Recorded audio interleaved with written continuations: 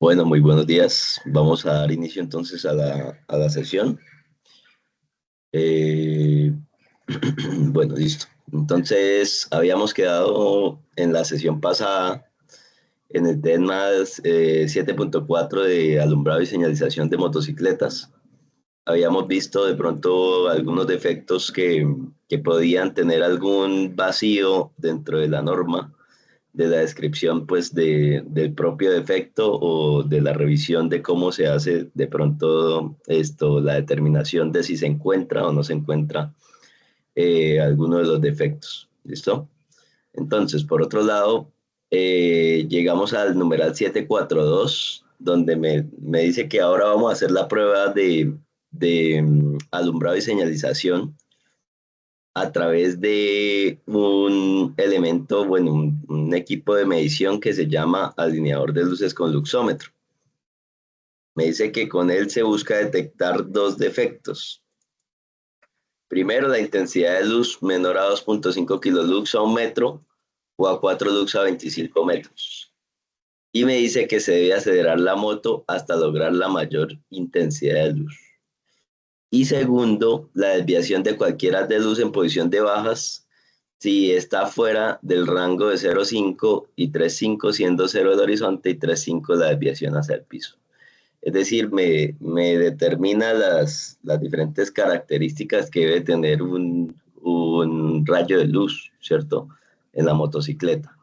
Acá hay un pequeño inconveniente que resulta que el numeral 742 no especifica la intensidad de qué luz es que debe ser menor a 2.5 kilolux.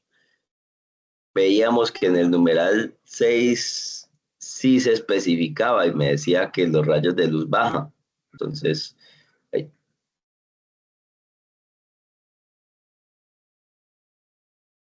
entonces tenemos ese problema y ya les voy a comentar por qué surgió en su momento y por qué ya la OCDE lo tiene establecido. Entonces, en el 642 dice la intensidad en algunas de luz baja es inferior a 2.5 kilolux a un metro o a 4 lux a 25 metros. Listo, en cambio en el 742 dice la intensidad de la luz menor a 2.5 kilolux a un metro o 4 lux a 25 metros. Y no me dice de cuál luz, ¿cierto? Entonces, algunos CDAs han establecido que por seguridad vial, de pronto ustedes tendrán que tener en cuenta la luz alta también y la de exploradoras y antinieblas que tengan. Pero eso no, ese problema no nace así como así. Resulta que si revisamos en la resolución 5111 de 2011, que precisamente establecía las características del formato uniforme de resultados, de cómo debía establecerse el FUR y qué datos debía tener. Y vamos a la prueba de luces, que es el número 5 de este formato uniforme de resultados. Me decía intensidad e inclinación de las luces bajas. Entonces, pues, digamos que fácilmente se podía establecer ahí en esta condición que dentro de las casillas que se llenaran en este número, en este numeral, pues lo único que se iba a incluir era intensidad e inclinación de luces bajas, ¿cierto? Eh, y que por este lado se iba a hacer la suma de las intensidades de todas las luces que se iban a sumar, la suma total. ¿Listo?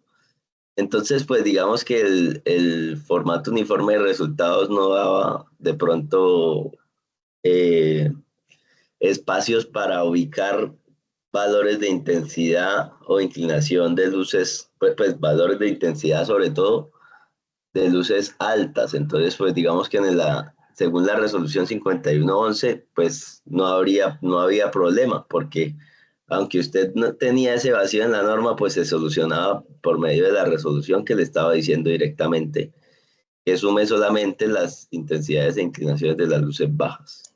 Resulta que llega la resolución 2020-30, 4036-25, o como la llamamos comúnmente la 3625 de 2020. Y en el numeral 4 establece esta tabla para reportar los valores de las luces de un vehículo. Y entonces en este caso dice que medición de intensidad, inclinación de las luces bajas, altas, antiniebla, exploradoras. Y entonces entra en conflicto de una vez porque la norma no me está diciendo directamente que que tenga en cuenta la intensidad únicamente de las luces bajas. La inclinación sí me habla de las luces bajas. Vean que el defecto de inclinación sí dice la desviación de cualquier haz de luz en posición de bajas está por fuera del rango entre 0,5 y 3,5, siendo 0 el horizonte y 3,5 desviación hacia el piso. Entonces, como hay ese cambio del formato uniforme de resultados, pues algunos auditores dicen, bueno, demuéstreme entonces usted que no tiene que para una motocicleta usted no tiene que poner acá en esta tabla los valores de luces altas, antinieblas y exploradoras. O sea, dígame la razón lógica por la cual usted no está tomando si no lo está haciendo o lo está tomando si lo está haciendo. ¿Listo? Entonces algunos deciden, en este caso, que se toma la inclinación, perdón, la intensidad de luz alta y la intensidad de antinieblas y exploradoras por seguridad vial, o sea, para determinar si esas luces pues de pronto están cumpliendo con ese mínimo, ¿sí? Sin embargo, pues este tema de las exploradoras que deben tener un mínimo, pues tampoco me parece considerable, porque incluso las exploradoras eh, originales de un vehículo deben ser luces de una intensidad limitada que solamente se usan en condiciones de visibilidad baja, por ejemplo, cuando usted tiene neblina o una condición de pronto mala del camino. ¿Listo? Entonces, de pronto garantizar que unas exploradoras y que además de eso sean adaptadas, que van a tener mayores valores de 2,5 kilolux a un metro, que sí se le exige a una baja, pues de pronto no sería una condición correcta desde el punto de vista pues óptico, ¿no? O sea, pensando ya como tal en la revisión de una exploradora, ¿cierto? Ahora, ¿por qué no se miden altas? Si de pronto las luces altas eh, sí pueden ser un requisito para una motocicleta. Pues usted puede dar diferentes razones. La primera razón es la que la puede argumentar de esa manera, ¿no? Que pues la 51 le da a usted a la medición de luces bajas solamente, y entonces pues el cambio de la resolución no le va a hacer a usted cambiar las condiciones de medida. Solamente pues que en este caso el formato uniforme de resultado está aceptando diferentes valores, pero los está aceptando para los vehículos que suman esas intensidades de luz, no necesariamente para evaluar un mínimo, ¿cierto? No para evaluar un mínimo de intensidad de luz de 2,5 kilolux o para registrar valores que de pronto serían valores que no serían oportunos de tomar, como un valor de luces altas o un valor de antinieblas y exploradoras. Entonces, por ese lado también se puede argumentar, porque ese cambio de resolución de pronto no significa un cambio del procedimiento como tal, ¿listo? Bien, entonces,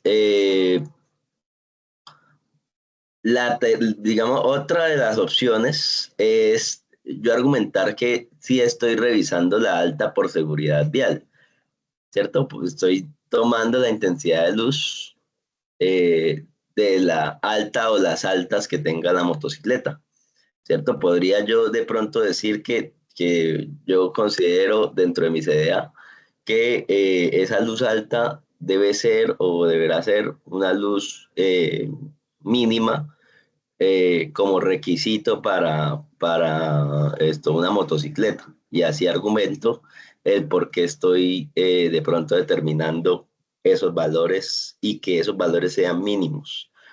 U otro podrá decir, no, yo tomo las altas, pero solamente lo tomo de manera informativa. ¿Listo?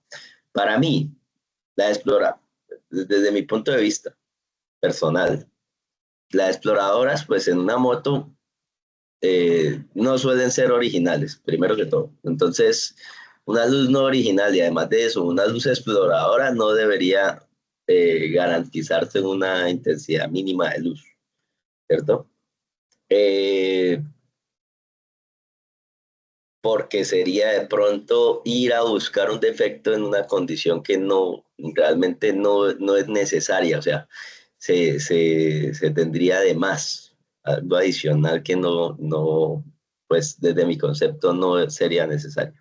Y las luces altas, pues la mejor opción es determinar esa condición de luz alta, más bien con un defecto sensorial, o sea, que usted pueda determinar eh, el defecto a través de una revisión sensorial, porque pues digamos que las altas de forma internacional, con las normas estas que vimos SE, con las normas que vimos de OTSAE, Bolívar y las normas que vimos japonesas, suelen coincidir en que la intensidad de luz se debe tomar en los valores del patrón de luz baja, ¿cierto?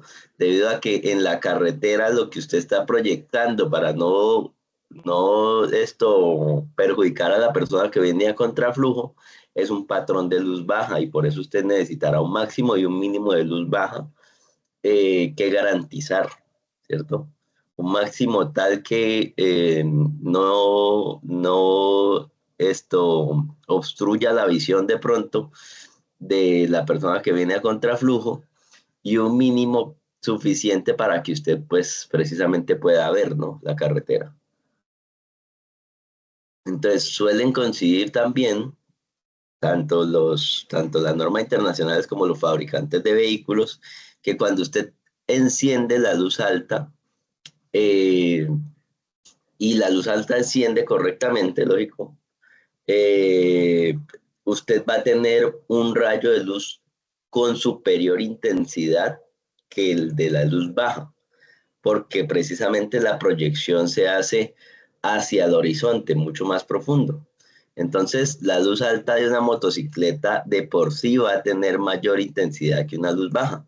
Entonces, la característica no tendría que mirarse por intensidad de luz, debido a que no sería indispensable tener en cuenta ese máximo valor de una luz que va a dar ese mínimo valor de una luz que sí o sí va a dar mayor que las luces bajas, ¿cierto? Entonces, se podría determinar que por seguridad vial, en uno de los defectos sensoriales se revise la luz alta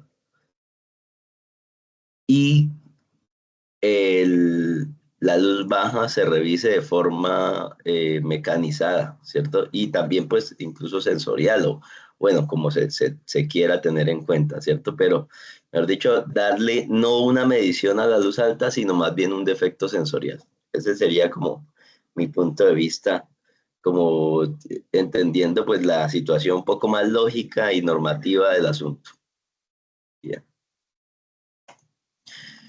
Listo. Emisiones contaminantes en los gases de escape. Entonces, resulta que ahora tenemos el defecto, bueno, no sé si por acá teníamos, yo creo que teníamos el resumen. Sí, que ya habíamos puesto dos defectos mecanizados. De emisiones contaminantes hay un solo defecto y resulta que la norma 5375 solo me dice, ponga este defecto, concentración de gases y sustancias contaminantes mayores a las establecidas por la autoridad competente. Las emisiones de gases contaminantes se verifican según el tipo de motor y de combustible. Mejor dicho, ahí me están diciendo, tenga cuidado, ¿qué pasa si de casualidad le llega una motocicleta diésel? Y originalmente viene así, o bueno, es una moto que sí o sí es diésel. Ah, pues entonces usted tendrá que verificarla según ese tipo de motor, ¿cierto? o si es una moto dos tiempos, o si es una moto cuatro tiempos. Entonces, dependiendo del tipo de motor y del tipo de combustible, va a tener que hacer esa medición. Ahí me está acomodando esa precaución. Pero vean que la norma no me dice cuáles son los límites, o sea, hasta dónde tiene que llegar, porque recuerden que lo tenemos, esos límites están en la resolución 762, ¿cierto? Que antes estaban en la 910, pero actualmente la tenemos en la resolución 762 de 2022. Entonces, en este caso, pues, podemos establecer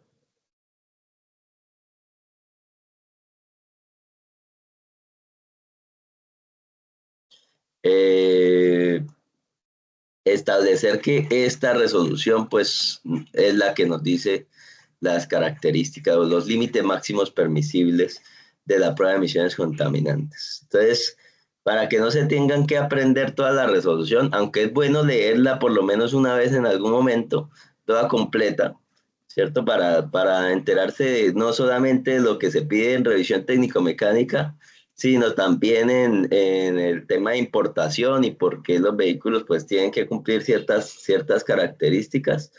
Entonces, es bueno leérsela de pronto completa, pero ya para revisión técnico-mecánica lo que nos es relevante es el artículo 31 en adelante, ¿cierto? Entonces, y más relevante, así mucho más específico, serían la tabla 27, la tabla 29 y la tabla 31.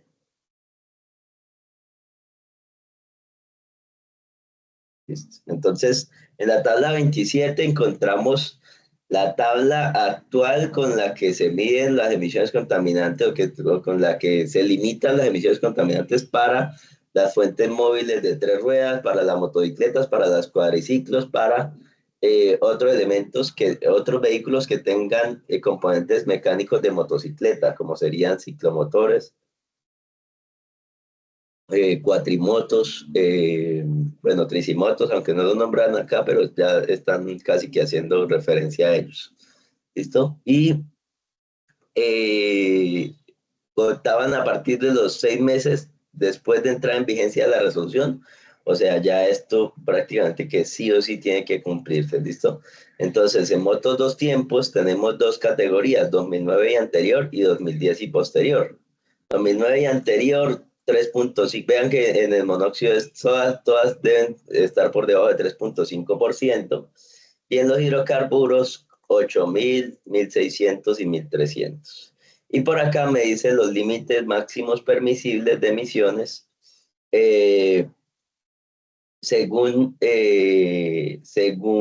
bueno, que si en el caso de que las motocicletas presenten exceso de oxígeno, a eso pues técnicamente se le llamaría dilución, pues las motocicletas no salen rechazadas por dilución, o sea, pueden presentar dilución, sí, pero no van a salir rechazadas por dilución. Entonces, para explicar la dilución, pues vamos a hacer un ejemplo un poquito sencillo, que sería, pues imagine que usted tiene acá un recipiente con una cantidad de agua X, ¿cierto?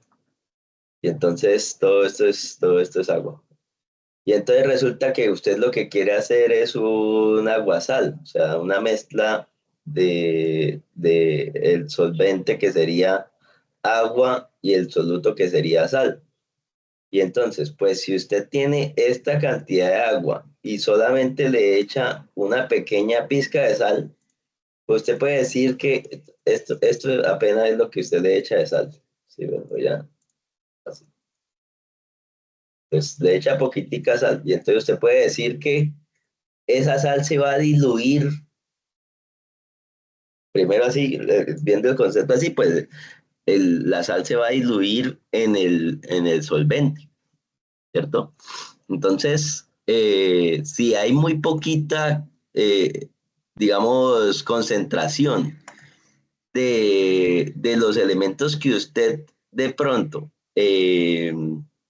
necesita identificar, o en este caso del solvente, perdón, del soluto, entonces usted puede decir que esta muestra que en esta muestra hay dilución, ¿cierto?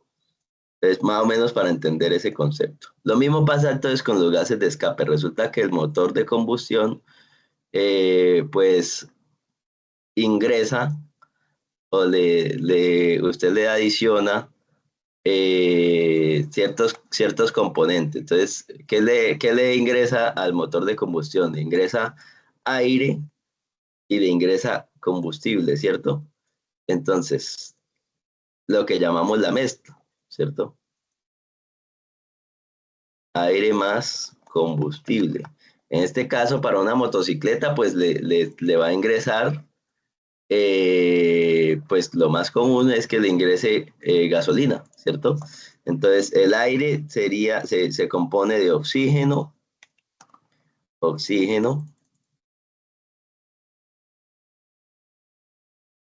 y nitrógeno,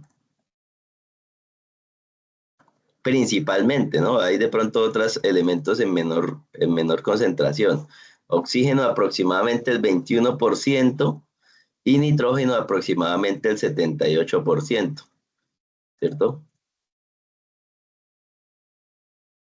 El 78%. Si la mezcla fuese estequiométrica, entonces la cantidad de aire que ingresa es 14.7 veces más que la cantidad de combustible que ingresa, ¿cierto? Si fuese estequiométrica la mezcla. Y finalmente, combustibles son hidrocarburos, HCs, que son cadenas de hidrógenos y carbonos, precisamente. Podríamos decir que el combustible, bueno, no siempre, pero digamos que en este caso es 100% de hidrocarburos. ¿Listo? Entonces, esa mezcla de oxígeno más nitrógeno más hidrocarburos se va a quemar en el motor, ¿cierto? Va a hacer la explosión y esa explosión pues va a generar los gases de escape, ¿cierto? Va a generar los gases de escape. Entonces, esos gases de escape van a tener, primero que todo, si la explosión es perfecta y la mezcla es ideal, entonces acuerde que la mezcla ideal sería de esto 14.7 más una parte de combustible, ¿cierto? Si la mezcla fuese ideal, entonces podríamos decir que los gases de escape van a tener solamente concentración de CO2, porque el carbono de los hidrocarburos se vuelve CO2 y H2O, H2O, porque todo el agua, perdón, todo el hidrógeno de los hidrocarburos se vuelve agua. Y cuando la mezcla es perfecta y la combustión es ideal y perfecta, el nitrógeno no se mezcla con nada y sale nitrógeno por el tubo de escape, ¿cierto?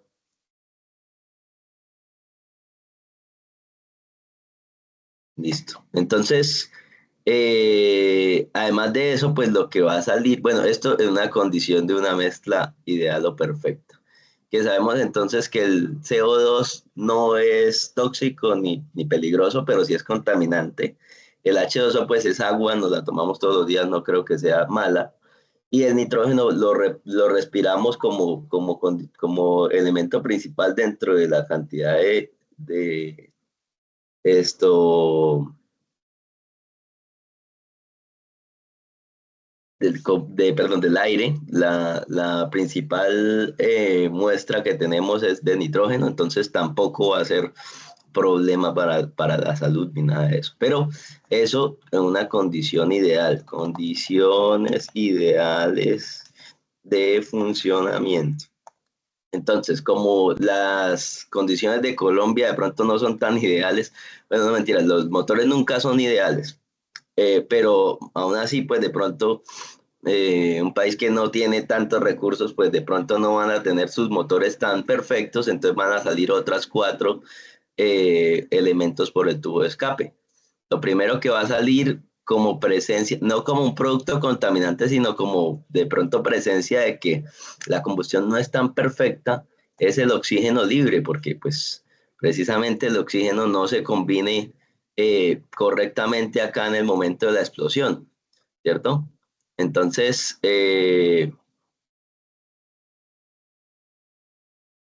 entonces lo que tenemos ahí es que ese oxígeno va a producir pues una respuesta, o sea, mejor dicho, es un indicativo de que la combustión de pronto no se está haciendo tan ideal o de que la mezcla no se está haciendo tan correcta.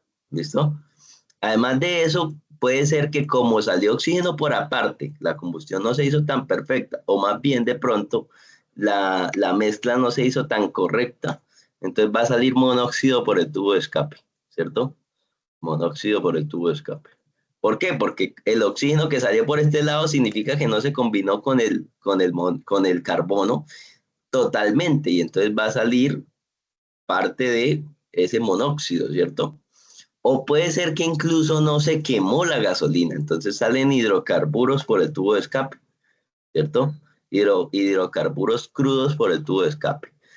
Y finalmente, cuando la combustión se hace por encima de los 400 grados, que es lo normal de pronto de un motor a combustión,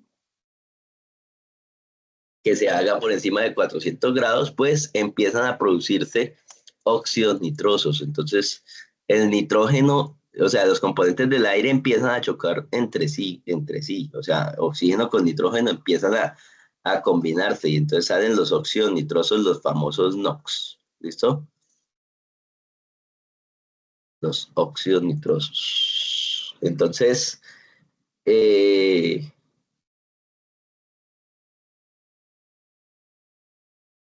entonces, pues en este caso, pues el porcentaje de estos elementos que salgan, pues van a ser las condiciones de pronto de mal funcionamiento del motor. Oxígeno como no una partícula contaminante, sino como un indicador de que no se está produciendo bien la mezcla o la combustión.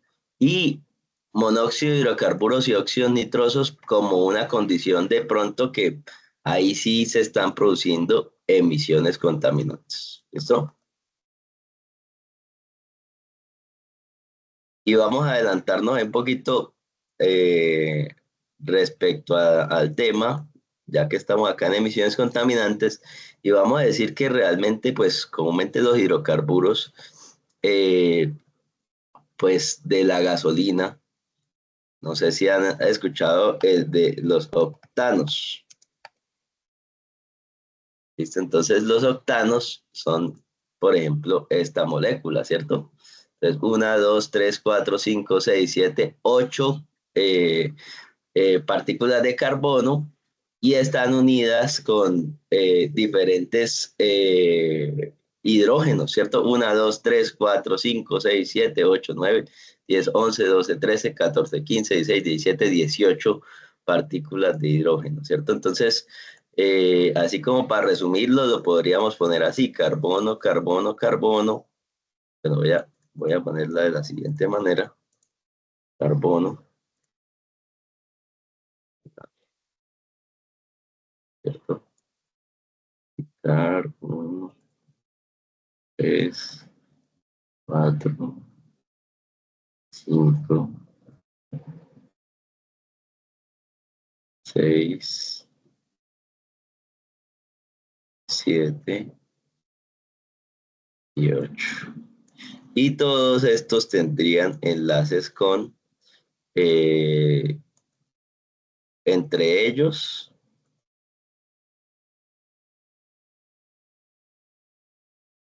y con hidrógenos. ¿Listo? Por eso se llaman, pues, esas son serían las cadenas de hidrocarburos que componen, pues, en este caso, la gasolina, ¿cierto? Entonces, pues por eso el nombre común de octanaje, porque pues precisamente la molécula principal de los hidrocarburos de la gasolina serían los octanos, ¿cierto? H18C, C8 creo que es, H16C8, no me acuerdo. Listo. H que sería hidrógenos. Listo, ¿no? Duplicar, duplicar, duplicar.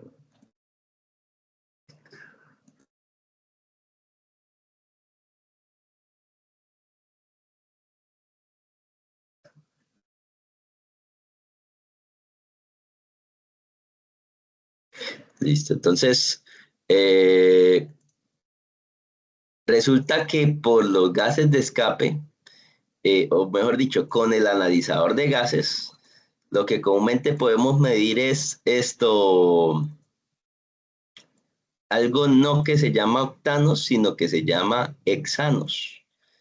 Ya, el analizador de gases lo que puede medir son hidrocarburos, pero en hexanos. Entonces, precisamente no es lo que estamos viendo acá, sino más bien serían una molécula un poquito más pequeña. Entonces, si vemos acá los hexanos, ¿cierto? Entonces serían 1, 2, 3, 4, 5, 6 carbonos, ¿cierto?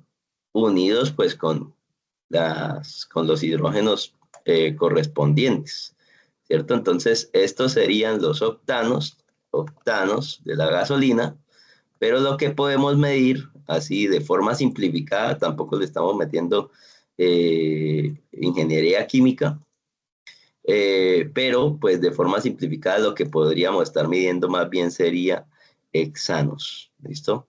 Entonces, como resultado de los gases de escape, o sea, más bien no los hidrocarburos de la gasolina, sino los hidrocarburos de, de los gases de escape, ¿cierto? Estos hidrocarburos serían hexanos.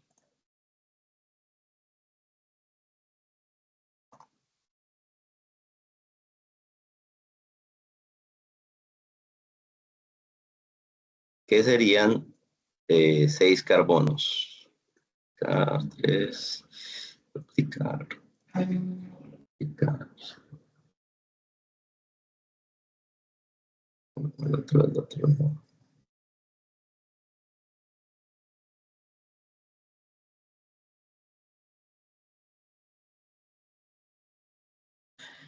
Listo.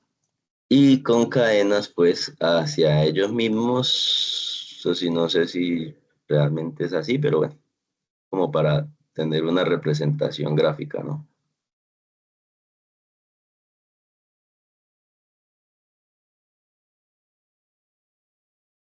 Listo. Y esos hexanos, resulta que, pues digamos que no es un elemento de pronto tan fácil de encontrar estos hexanos como, como para tenerlo dentro de un elemento patrón, ¿cierto? O sea, tal vez dentro del tubo de escape sí lo podemos encontrar, pero para usted tenerlo como en una botella de gas patrón, pues entonces de pronto va a ser difícil de encontrar. Y entonces, pues lo que se suele tener dentro de esas botellas de gas patrón es otra molécula que se llama propano, ¿cierto? Entonces ya vamos a ver el propano. Entonces, esto es el octano, esto sería el hexano, y ahora miremos de pronto el propano. Vean que el propano es C3H8, o sea, tiene 3 moléculas de carbono y 8 de hidrógeno, ¿cierto? Entonces, que prácticamente tendríamos pues la mitad de los hexanos, ¿cierto? Entonces, tendríamos esta de acá, de acá, los cojo 3 carbonos solamente y 8 hidrógenos. Una, dos, tres, cuatro, cinco, 6 y los dos de los laditos. 7 y 8. Entonces pasamos de octano de la gasolina a hexano del tubo de escape a propano que tienen las botellas de gas patrón. ¿Listo? Entonces, estas botellas de gas patrón, botellas de gas patrón, con la cual se hacen la verificación y la calibración para los analizadores de gases, tanto de motos como de carros, como etcétera, eh, tienen una medición, digamos, estimada, pero en propano, no en hexano ni en octano. ¿Listo? Entonces, vamos a coger esta imagen. Sí, bueno, ¿verdad?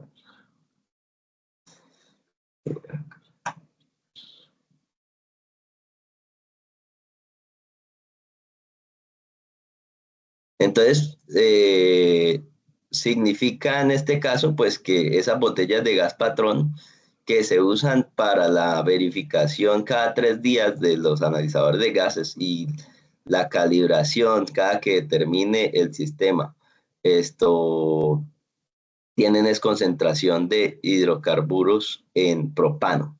Y entonces, para poder hacer la comparación entre los hexanos que se supone que mide el analizador y los propanos que usted le está midiendo, que usted le está metiendo, perdón, con las botellas de gas patrón, existe un factor de correlación, de equivalencia. Entonces, para ir entre propano y hexano, o hexano y propano, entonces tenemos algo que se llama PEF o FEP, que precisamente es el factor de equivalencia de propano. ¿Listo? Es decir, cuánto equivale el propano que usted le está poniendo eh, en hexano, o cuánto equivale el hexano que usted le está midiendo en propano. Y entonces, pues así usted puede hacer la comparación entre lo que le está tomando el analizador y lo que realmente usted quiere pues tener. O sea, lo que le está metiendo al analizador, que serían propanos, y lo que usted realmente está midiendo día a día, que serían los hexanos. ¿Listo? Más o menos esa es la característica y por qué dentro de los analizadores tenemos un factor de equivalencia de propano. Pero finalmente lo que medimos es hexano. ¿Listo? Bien, entendiendo eso, pues digamos que los límites máximos permisibles se basan en las emisiones contaminantes que no queremos. Principalmente en este caso se han definido dos: monóxido e hidrocarburos. Se definen los límites máximos permisibles para monóxido de hidrocarburos. Eh, los NOx no se miden y, y el oxígeno en motocicletas es, sería un indicio de dilución, ¿cierto? Entonces, como el agua en esta mezcla de agua-sal es el elemento que diluye, entonces en este caso el oxígeno es una condición de dilución. Entonces en este caso lo que observamos ahora es que la dilución no va a rechazar directamente a la motocicleta, sino que, bueno, entonces podemos acá decir que en carros, en vehículos ciclo-Otto, en ciclo-Otto hay rechazo por dilución. Ciclo-Otto es vehículos que trabajan con combustible de gasolina, porque el oxígeno, el O2, eh, no puede ser mayor, el O2,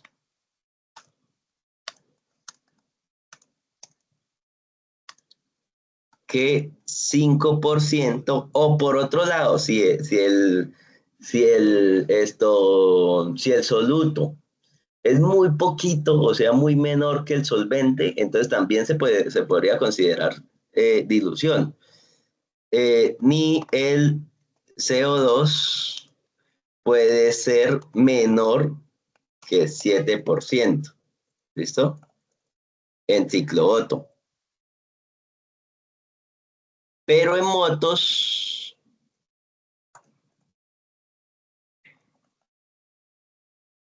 tengo que se hace corrección perdón, en motos. Motos se hace corrección de oxígeno,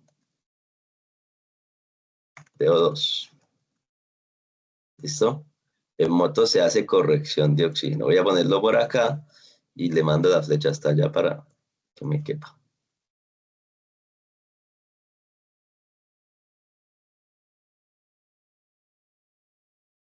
¿Y qué significa entonces esa corrección de oxígeno para motocicletas? Significa que si usted está por encima de un oxígeno de referencia,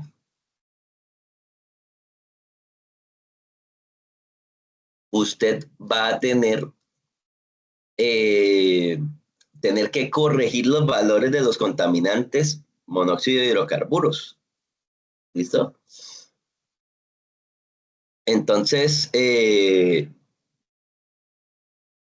si el oxígeno para motos 4 tiempos y 2 tiempos 2010 en adelante, bueno, 2010 o superior, el oxígeno de referencia es, O2 de referencia, o sea, el máximo que puede tener la muestra es 6%. ¿Listo?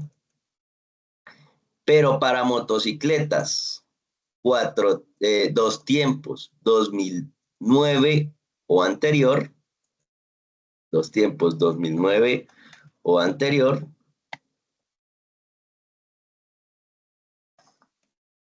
el oxígeno de referencia es 11%.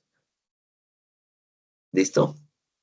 Y con ese valor, o sea, si está por debajo del valor del oxígeno de referencia, no se va a hacer corrección de oxígeno, pero si está por encima del oxígeno de referencia, hay dilución y entonces usted en motos tendrá que aplicar lo que llamamos la corrección de oxígeno. ¿Listo? Entonces, en este caso, lo que hay que hacer sería eh, determinar ese valor de oxígeno y hacer la corrección. Luego miramos cómo se hace esa corrección de oxígeno, pero pues quería de pronto adelantarme en este tema un poquito para ir minando las implicaciones de la resolución 762 y las condiciones de medición, ¿cierto? Listo.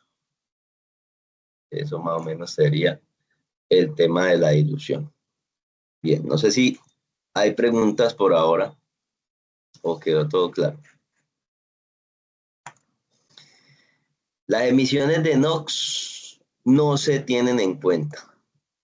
¿Listo? Las emisiones de óxidos nitrosos no se tienen en cuenta debido a que la autoridad competente no ha definido emisiones máximas de óxidos nitrosos digamos, dentro de las partículas que se tienen que tener o medir de pronto periódicamente, que es una emisión contaminante y peligrosa, sí, probablemente sea la más peligrosa de las 3 emisiones contaminantes, pero no se tiene en cuenta, listo, por ahora. Los NOx no se tienen en cuenta actualmente. ¿Listo?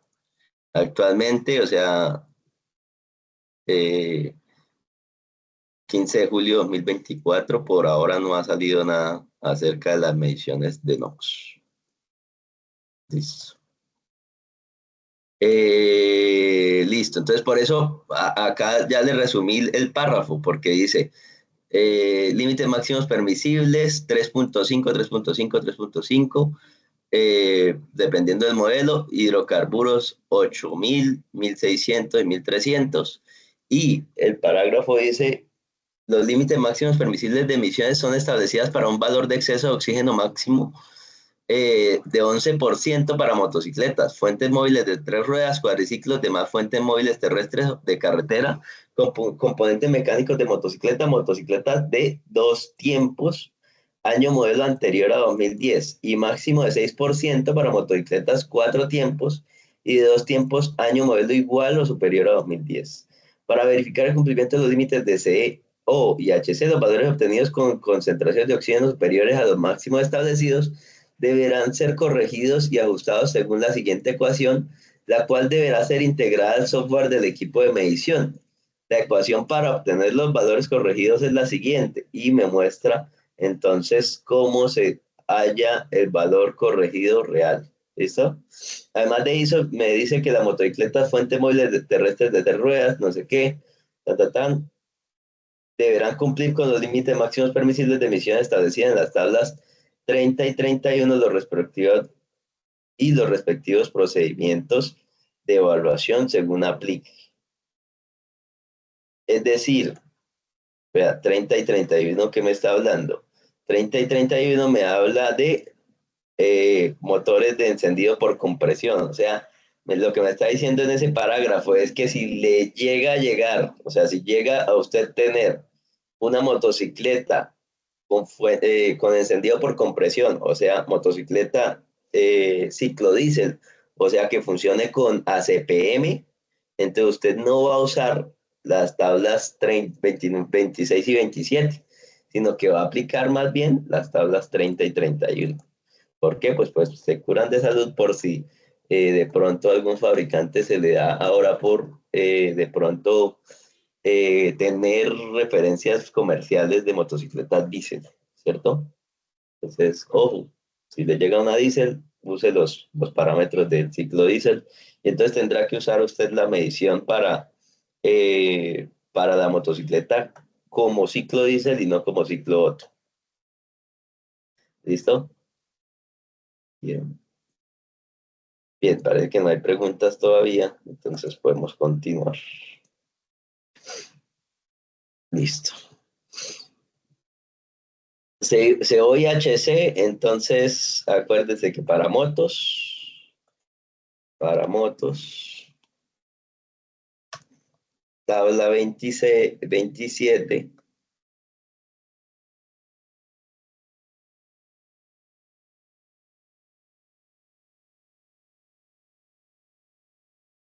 para ciclo Otto,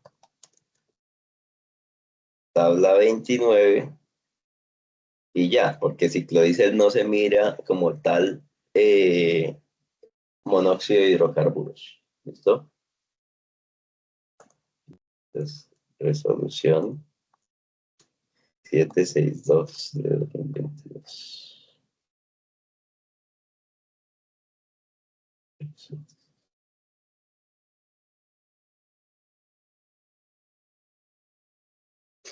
Listo.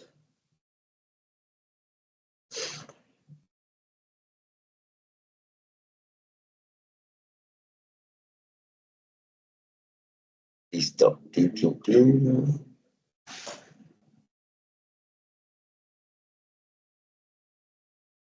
Listo.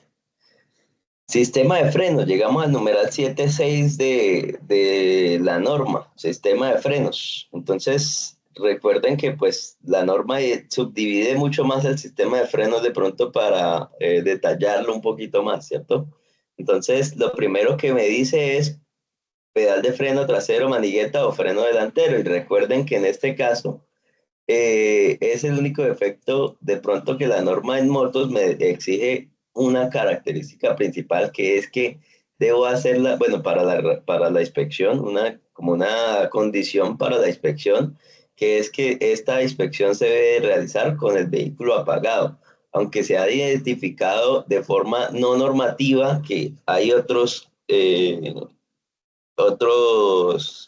defectos como lo son la profundidad de labrado o como lo son la, la medición o bueno, la determinación de los límites de el líquido de freno si está dentro de los niveles indicados. pues sería como esa otra condición que se debe hacer de pronto con el vehículo apagado, si de pronto no tiene sistema de frenos ABS, ¿listo? Bien. Entonces me habla primero de carrera o movimiento de los dispositivos de accionamiento del sistema de frenos sean excesivos o insuficientes. Entonces, ¿cuáles son esos dispositivos de accionamiento del sistema de frenos? Entonces, en este caso, pues me los nombra. Pedal de freno trasero o manigueta de freno delantero y o trasero. ¿Listo? Entonces, manigueta. Listo. Entonces, estas serían las maniguetas. Y me dice que el retorno, que la carrera, entonces, a ver cómo lo hago. Listo.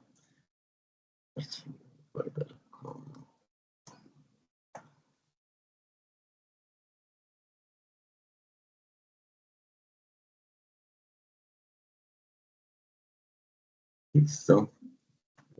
Acá. Entonces me habla de la carrera de la manigueta. Bueno, lo mismo con el pedal, pero entonces en este caso, pues vamos a hacer ahí el ejercicio virtual a través de la manigueta. Bueno, bueno, acá tenemos el pedal también. Entonces, la carrera sería el movimiento desde su estado de reposo hasta su posición final, ¿cierto? Entonces, acá está la manigueta en su posición final. Entonces, si me dice que la carrera sea excesiva, pero ¿cuánto debe tener de carrera una motocicleta? ¿Cierto? ¿Cuánto debe ser la carrera? ¿2 milímetros, 5 milímetros, 10 milímetros, 20 milímetros? Pues, digamos, no es tan fácil establecerlo porque la carrera de esa manigueta de pronto va a depender de las condiciones técnicas de ese vehículo, ¿cierto? Y entonces usted podrá tener en una motocicleta una condición y en otra motocicleta otra condición. Ahora, imagine que en todas las motocicletas tuviese la misma condición que sean 20 milímetros. Y usted cómo garantiza que esos 20 sí son 20. Pues entonces de pronto tendría que medir. ¿Cómo va a medir? No sé cómo mediría ahí esa condición de 20 milímetros. Y si se le pasa a 21 milímetros, ¿usted lo consideraría como defecto? O sea, si no está ahí la posición, sino un poquito más atrás, se consideraría como defecto, pues de pronto sería un poco más complicado de hacer la determinación así de esa manera de ese defecto, ¿cierto? Entonces de pronto lo mejor sería de forma visual usted determinar si la carrera o si la manigueta llega hasta el manillar y toca el manillar y ahí ya usted de pronto estaría considerando una carrera excesiva, ¿cierto? Pero la carrera insuficiente entonces sería que el movimiento de esto no sea tanto. Entonces, si debería ser entonces que sea muy poquito. Pero ojo que una cosa es una condición de manejo, que usted tenga ese freno tocadito, o sea, que tan pronto con un dedito le haga fuerza a esa manigueta y ya frene la motocicleta. Y otra cosa es que usted le hace fuerza, mucha fuerza acá a la manigueta para moverla y no se mueve y además de eso la motocicleta no frena. Entonces, lo más lógico es que esa carrera, pues con esa carrera, pues usted determine que el estado del sistema de frenos está correcto. Entonces, de pronto si el cilindro maestro acá de la motocicleta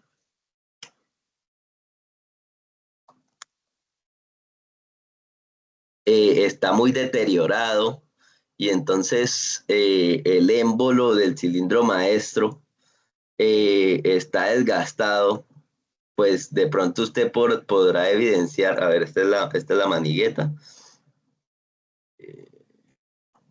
y entonces si acá todo dentro está de pronto muy deteriorado y oxidado y no se mueve ese émbolo, pues entonces usted va a tratar de mover la manigueta y se le va a dificultar, o sea, va a ser difícil y la carrera va a ser eh, insuficiente Y además de eso, el sistema de frenos no va a accionarse correctamente. Entonces, de pronto esa sería la condición de una carrera insuficiente. O que que las mismas mordazas, de pronto por estar en tanto contacto, acá los cilindros de las mordazas,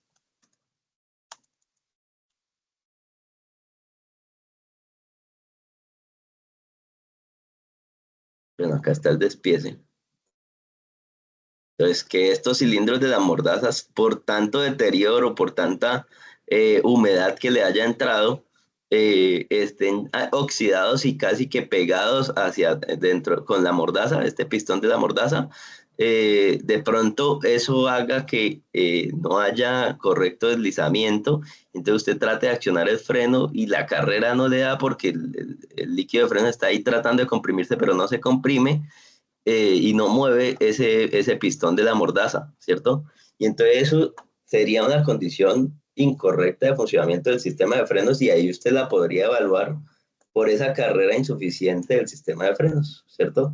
Carrera o movimiento de dispositivos de accionamiento del sistema de frenos sean excesivos o sean insuficientes, ¿listo? Eso sería más la condición ahí sensorial que usted detecta.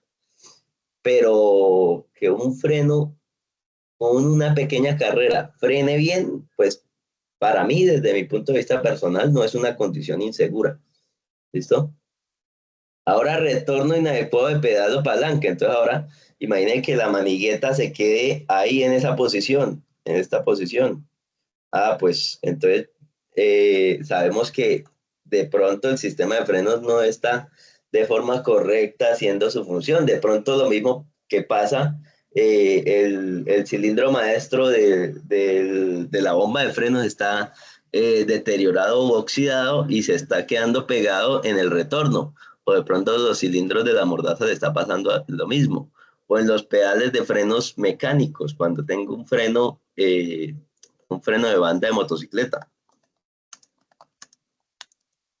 Suelen tener un resortico y entonces de pronto ese resortico no está permitiendo el retorno correcto. ¿Listo? Entonces usted jala el tambor y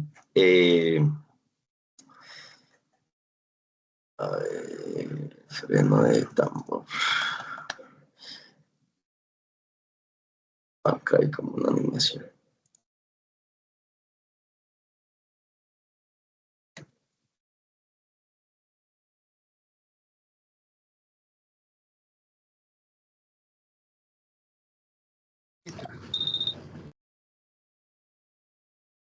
Entonces, jala la varilla y al jalar esa varilla está moviendo una leva y esa leva acciona abre las zapatas y esas zapatas pues le hacen la fuerza al tambor. Y vean que dentro de ese conjunto tengo unos resortes para volver a su posición original las zapatas y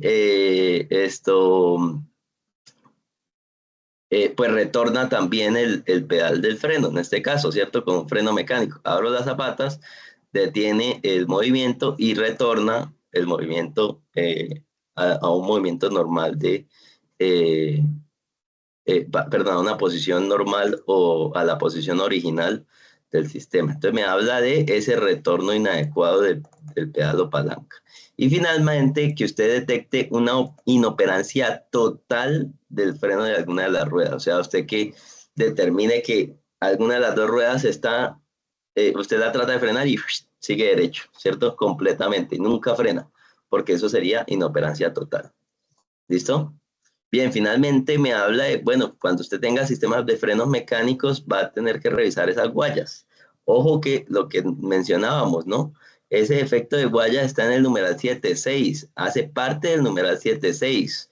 Es decir, si una guaya del acelerador está mala, si la guaya del velocímetro, la guaya del clutch están malas, de pronto usted no las va a poder calificar por el 762 porque esas guayas de las que me habla ahí me está mencionando más bien acerca de las fundas cable varillas del sistema de frenos. ¿Listo? Entonces, bueno, de pronto con esta sí va a ser una varilla del sistema de frenos y ahí sí, esa usted tendrá que determinarla si está correcta, ¿cierto? Si al jalar esa varilla de pronto tiene deterioro, ¿cómo es que dice? Deterioradas con riesgo de desprendimiento o interferencia con otros elementos, ¿listo? De pronto ahí por ese lado sí tendríamos que determinar la condición, ¿listo? Ahora, si el sistema de frenos es hidráulico, entonces tendrá que usted mirar el cilindro maestro o la bomba de frenos. Entonces, cilindro maestro de una motocicleta. Ya lo teníamos por ahí, ¿no? Este. Y entonces en el cilindro maestro mira principalmente tres cosas.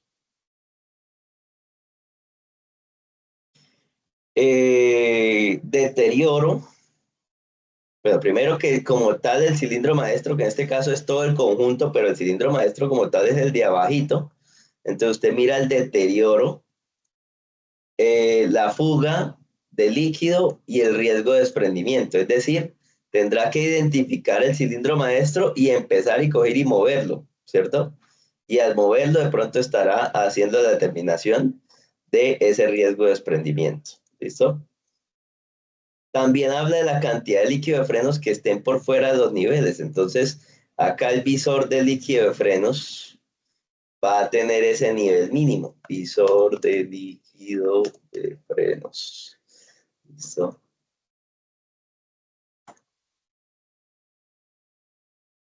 Bueno, este está deteriorado, pero bueno.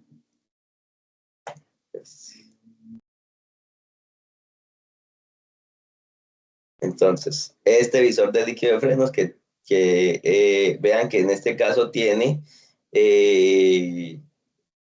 bueno, no sé por qué dice over, pero dice comúnmente, lower. Entonces dice lower, que es nivel mínimo, o dice min, también puede decir, pero si el depósito le marca nivel mínimo y máximo, pues usted tendrá que considerar que ese defecto de cantidad de líquido de frenos por fuera de los niveles indicados estén dentro de esos valores indicados. O sea, si el depósito le marca nivel mínimo y máximo, pues usted tendrá que considerar que esté dentro del mínimo y el máximo. Pero si el depósito le marca solamente mínimo, pues entonces tendrá que estar por encima del mínimo. Y ya. Entonces, dependiendo de lo que le está mostrando ahí a usted, ese visor o ese depósito de líquido de frenos, acerca de la cantidad de líquido necesaria para el sistema de frenos. ¿Listo? Y finalmente me habla que revise la ausencia de la tapa del depósito de líquido de frenos. Entonces, y observe o aprecie la tapa del depósito de líquido de frenos, donde tenemos esta tapa, ¿cierto? Que se pueda evidenciar esa tapa. ¿Listo? Mejor dicho, que no venga con una bolsa ahí o que, bueno, sin la tapa sería muy difícil porque seguramente se riegue el líquido de frenos, pero que no tenga ahí de pronto algo que no sea la tapa del depósito de líquido de frenos. ¿Listo? Bien. Luego me habla de tubos y mangueras de frenos. Entonces usted empieza desde el depósito de líquido de frenos y empieza a revisar. Bueno, los tubos y mangueras. ¿Y qué tengo que revisar de esos tubos y mangueras? Pues empiezo desde ahí, desde el depósito, y lo primero que debería revisar es el segundo defecto. No, perdón. El primer defecto, que es pérdida de líquidos en tubos, mangueras o en las conexiones, ¿cierto? Que no tenga ninguna fuga de líquido de frenos. ¿De qué tipo de fuga? Cualquiera, ¿listo? Y finalmente me habla de tubos o mangueras deteriorados, dañados, deformados o excesivamente corroídos o con riesgo de desprendimiento, ¿listo? Vean que en la conexión, acá me habla de tubos, mangueras y conexiones. En la conexión, que sería, a ver, no se ve. Bueno, esta de acá sería la conexión, ¿cierto? Y luego de ahí para ahí, de ahí para allá, ahí sí viene los tubos y mangueras, ¿cierto? Entonces en la conexión me dice revise fugas solamente, porque dice pérdida de líquidos en tubos, mangueras o conexiones. Y luego acá solamente me agrega tubos o mangueras, no me agrega las conexiones. Y me dice que tubos, mangueras deteriorados, dañados, deformados o excesivamente corroídos o con riesgo de desprendimiento. Entonces, eh, me pone a revisar cuántas cosas: deterioro, daño, deformación, corrosión y riesgo de desprendimiento. 5 cosas más la fuga o la pérdida de líquido, 6 cosas en tubos y mangueras, ¿cierto? Pero en conexiones solamente me habla de pérdida de líquido, es decir, un ejemplo, ¿no? Un ejemplo de pronto hasta bobo, pero imagine que usted eh, en esta conexión usted vea corrosión o deformación o deterioro en la conexión como tal. Si no tiene fuga, usted no la califica como defecto. Solamente va a calificar como defecto la fuga de en esa conexión. ¿Listo? Esa sería de pronto la condición ahí a revisar o a tener en cuenta eh, para este defecto. Bien, listo. Y finalmente llego a la mordaza de freno. Y entonces en esta mordaza vamos a revisar, bueno, ahí tenemos la mordaza, de pronto también, ¿cierto? La imagen.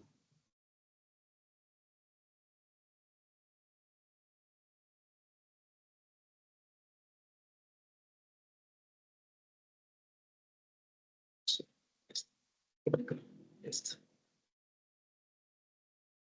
Y en esa mordaza, bueno, esta pronto me sirve más.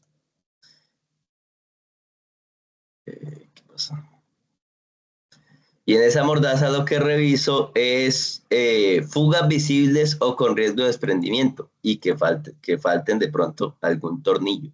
¿Listo? Entonces reviso. Ah, bueno, de pronto si tiene fuga en el sistema de purga, si tiene fuga visible de pronto por algún lado del caliper, si le falta algún tornillo de sujeción de la mordaza, ¿cierto? Si no está bien fijo o si los tornillos le faltan, pues de pronto también podré identificar inmediatamente ese defecto. ¿Listo? Bien. Del disco de frenos vean que no me habla tampoco. ¿Listo?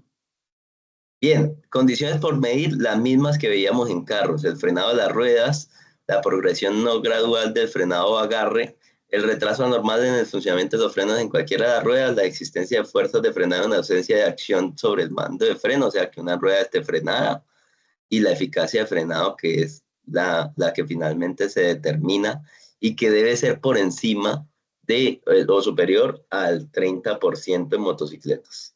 Esto me dice también que al utilizar el frenómetro para realizar la inspección debe tener en cuenta 4 aspectos. ¿Listo? 3 párrafos, pero 4 aspectos. ¿Listo? Dice que una incorrecta presión de neumáticos puede dar lugar a lecturas erróneas y la banda de rodadura debe presentar un labrado suficiente. ¿Listo? Entonces, acá van 2 condiciones: presión de neumáticos y banda de rodadura. Segunda condición, la misma que teníamos en carros del sistema ABS. Entonces, que si el sistema ABS puede que detecte que una llanta está girando y la otra no, y entonces le envíe el testigo al tablero de que esa vaina está como de pronto funcionando mal o está raro. Lo que va a hacer es que, eh, pues si se genera ese testigo, usted tendrá que apagar la motocicleta y volverla a encender, ¿sí? Y si no, ah, qué pena. Y si no se apaga el testigo con ese procedimiento, pues usted tendrá que salir y darle una vueltica a un pequeño recorrido a esa motocicleta para que se apague el testigo, ¿listo? Y finalmente, me dice que en los vehículos dotados con sistema de control de tracción, entonces motocicletas con control de tracción, que ya no solamente son las motocicletas de alto cilindraje, ¿no? Ya por ejemplo la NMAX Connected, que es una moto de cilindraje 155, ya tiene sistema de control de tracción. ¿Listo? Entonces, como para tener en cuenta eso.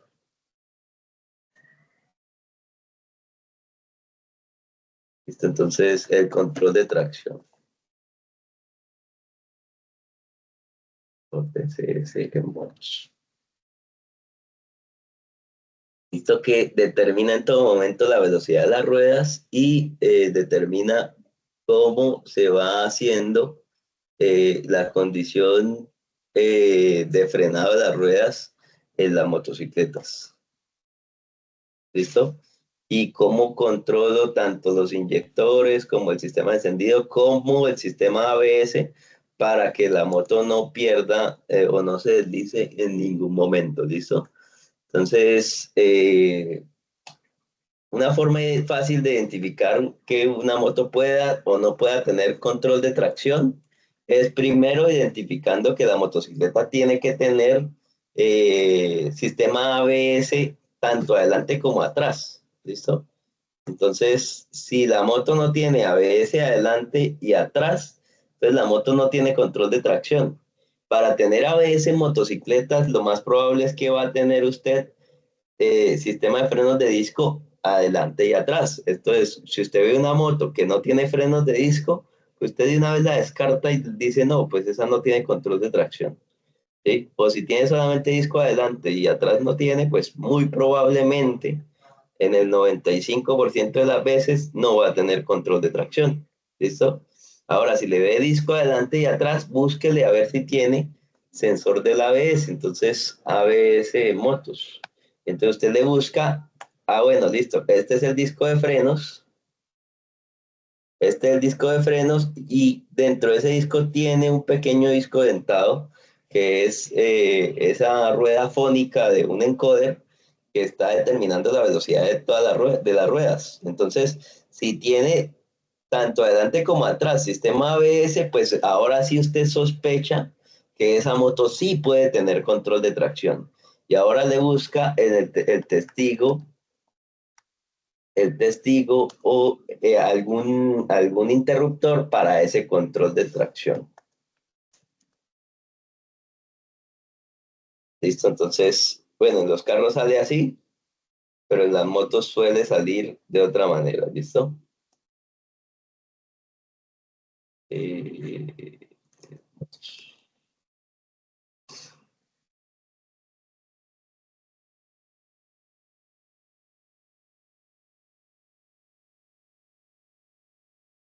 todo bien.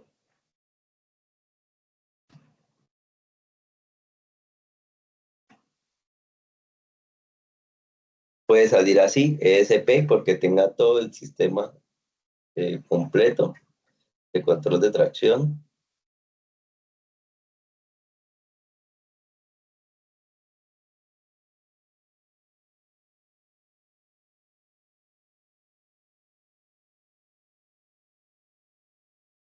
Bueno, no lo veo tercer testigo.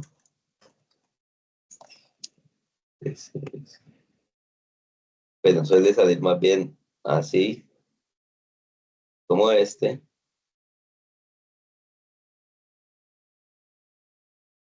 TCS o TC también dice, pero TC sin este no es porque si no estoy mal, es el de presión de aire de los neumáticos. No, ese no estoy completamente seguro, pero eh, creo que este también puede ser el del sistema de control de tracción, si no estoy mal, ¿listo? Entonces, pero no confundirlo con este, porque este sí es el de presión de aire de los neumáticos. ¿Listo? Bien. Listo, muchachos. Cuatro condiciones y una notica. Dice, en el caso de las motocicletas dos ruedas, al momento de evaluar frenos de eficacia es necesario tener en cuenta las especificaciones del diseño del fabricante, peso, diámetro de la rueda, capacidad de carga, velocidad, etcétera, las cuales pueden variar de acuerdo al modelo y tipo de motocicleta. Eso actualmente no lo aplicamos realmente. O sea, una moto alto cilindraje, no sé, una BMW GS 1200 se está haciendo igual que una Chapi o que una C90 o una B80. Realmente, pues, que se tome ahí las condiciones o características o esas especificaciones del diseño del fabricante, pues, tampoco es que se tengan en cuenta, ¿no? Listo. Y finalmente me dice, mida la eficacia. ¿Cómo la eficacia? Pues igual que la medimos en carros. Sumatoria de las fuerzas de frenado sobre sumatoria de los pesos de frenado eh, por 100, siendo el valor de fuerza dado en Newton y el valor de peso también dado en Newton, pero si lo tiene en kilogramos, páselo a Newton multiplicando por 9,81 metros sobre segundo al cuadrado, que es la constante de gravitación pues de la Tierra, ¿no? Si va a hacer la prueba de frenos en otro lado, en otro planeta, pues de pronto usa otra constante, pero por ahora pues 9,81 metros sobre segundo para tener el peso de la motocicleta, compararlo contra la fuerza y determinar ese valor de eficacia, ese porcentaje de eficacia de frenado, y compararlo respecto a la eficacia mínima que debe tener una motocicleta, que sería del 30% de la eficacia de frenado. ¿Listo? Bien. ¿Qué tendríamos ahí? Un defecto tipo A. Listo. Listo, llegamos a suspensión. En suspensión, ¿qué revisamos? Bueno, vamos antes de eso, a poner acá los defectos que habíamos encontrado. En pedal 3 tipo A, 3, 1, 2.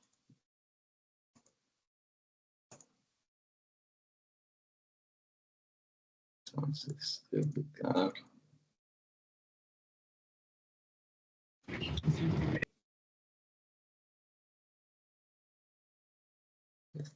A, guayas un tipo A, cilindro maestro 2A y un B. B, tubos y mangueras.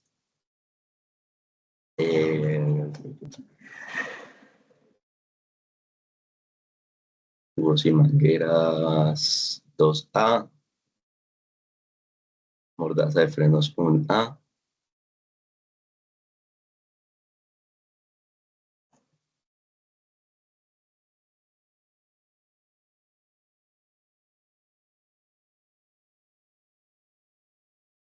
mordaza de frenos un solo A, y mecanizada de frenos un solo A, ¿no?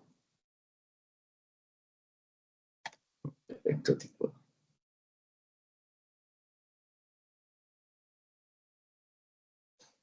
¿Listo? Bien. En suspensión, habíamos dicho que los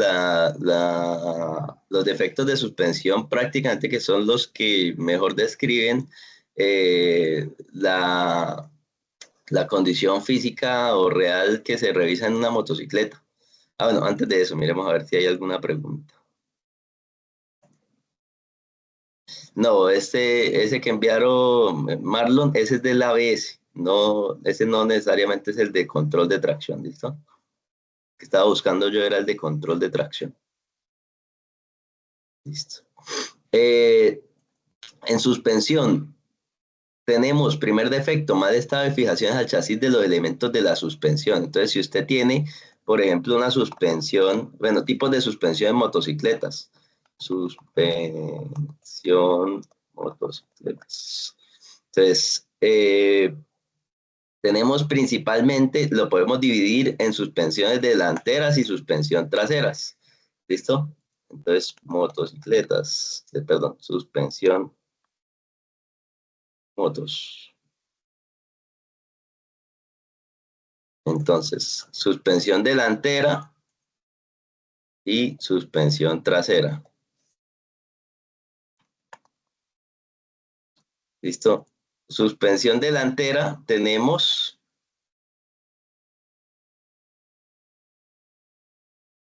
tres tipos. Tenemos suspensión de barras telescópicas,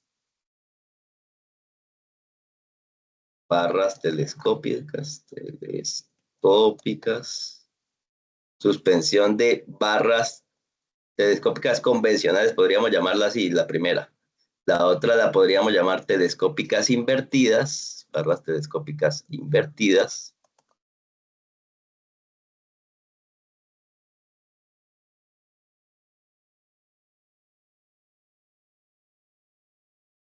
Y suspensión suspensiones articuladas. ¿Listo? Que tienen puntos de articulación y tienen bieletas y elementos basculantes. ¿Listo? Entonces, suspensión telescópica.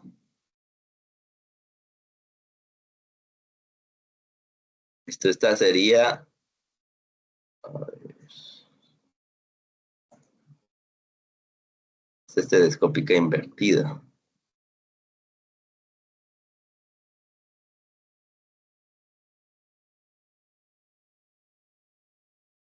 Esta, por ejemplo. ¿Listo? Suspensión telescópica normal. El vaso está abajo, tengo un retenedor acá, tengo un guardapolvo, tengo una barra telescópica, tengo las tijas o puentes o tes que sujetan las barras telescópicas hacia el eje de dirección, y el eje de dirección ahí en el cuello del chasis. ¿Listo? Esta sería una suspensión telescópica convencional.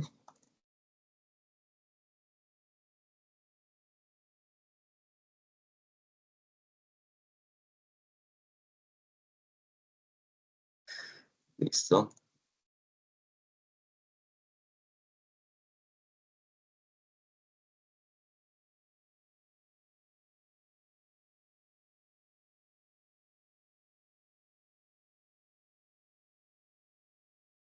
¿Listo? Barras telescópicas.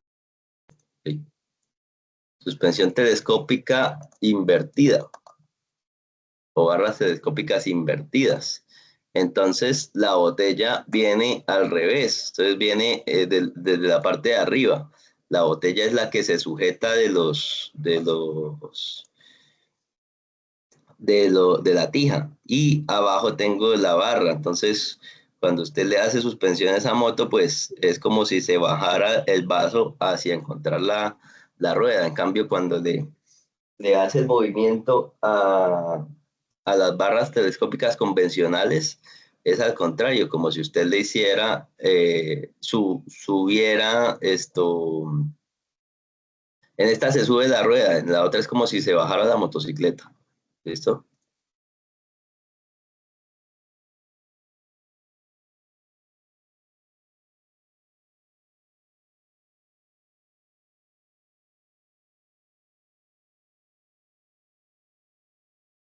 Esta sería telescópica invertida. Y como suspensiones articuladas, podemos ver varios ejemplos. Un ejemplo de pronto antiguo, una B80 o una C90. ¿Listo? Pues esa sería una suspensión telescópica, perdón, una suspensión articulada, que tiene una leva o un punto de articulación. ¿Listo? Que tendríamos, por ejemplo, la B80. ¿Listo? Entonces, a ver si hay una...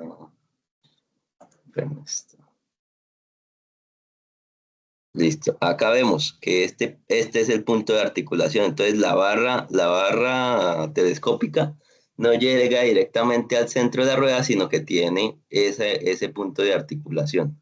¿Listo? Ese como un ejemplo. O la suspensión telelever o duolever de BMW.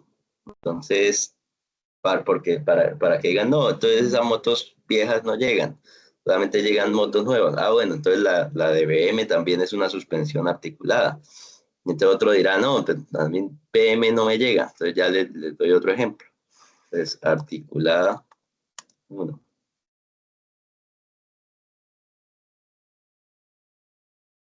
¿Listo?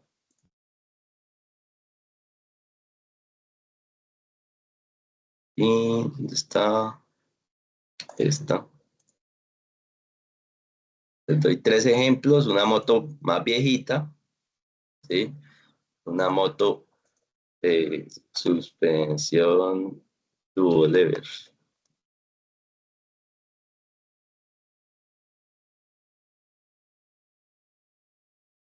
Esta suspensión, que tiene un punto de amortiguación, tiene incluso un conjunto amortiguador espiral como los carros, tiene una tijera prácticamente, que también sería otro ejemplo de suspensión perdón,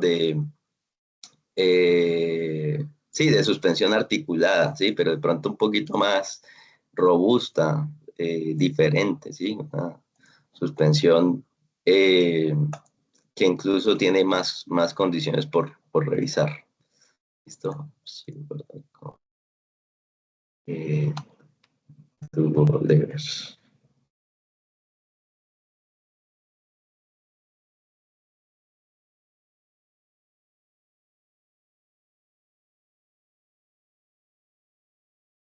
Y la Honda Dio también tiene una suspensión articulada.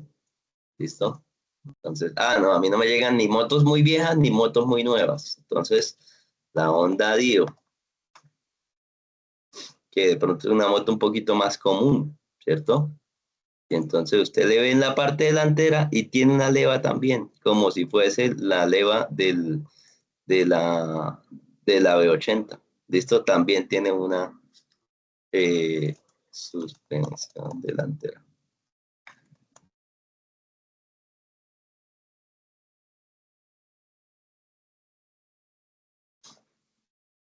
Listo, tiene esta leva. Lo que pasa es que ahí está tapada por este plástico, pero tiene acá un conjunto de levas que la hace una suspensión articulada. ¿Listo? Ahí lo que ven, porque esta moto tiene dos guayas, porque tiene sistema de frenos CBS, sistema de frenos combinado de frenado. ¿Listo? Pero bueno, eso no lo vamos a tocar acá, pero para que de pronto, si lo quieren revisar, revisen cómo funciona el sistema de frenos combinado. ¿Listo? Bien. Ese es otro ejemplo de una suspensión articulada.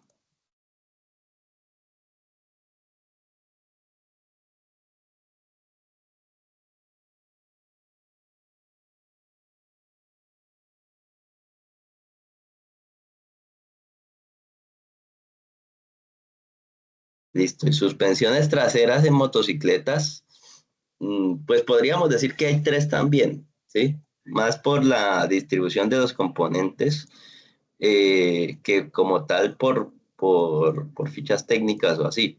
Entonces, de suspensiones traseras podríamos decir que hay suspensiones eh, monoshock,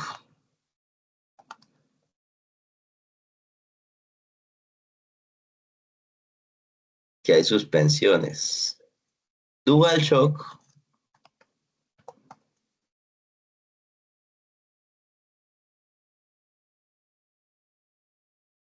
y que hay suspensiones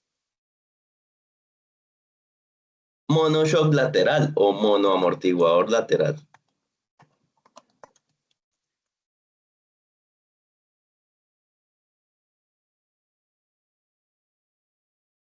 ¿Listo? Monoshock, suspensión, monoshock, shock. Entonces, una suspensión que su elemento principal eh, es un conjunto amortiguador espiral central que se coge del brazo basculante inferior, que sería como la tijera. ¿Listo? Esa sería la suspensión monoshock. ¿Listo? Bien. No quiero que me quede ahí el letrero, no sirve.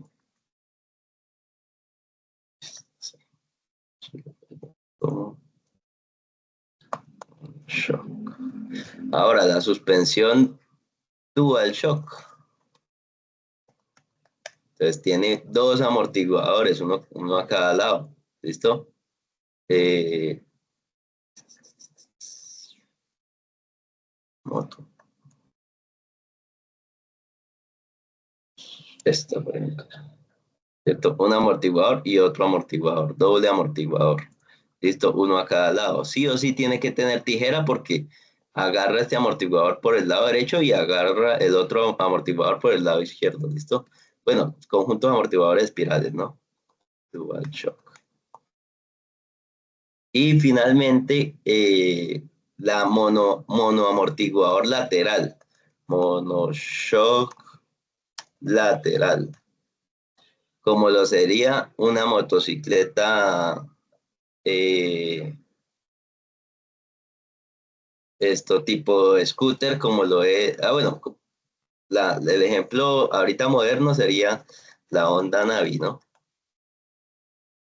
La Honda Navi que tiene un monoamortiguador, pero, o sea, tiene un solo amortiguador, pero a uno de los lados, ¿listo? Solamente a uno de los lados. Ese sería el monoshock o monoamortiguador lateral. Esto no necesita brazo basculante o elemento basculante tipo tijera, porque como solo agarra por un lado, pues entonces el monoshock se agarra por ese lado.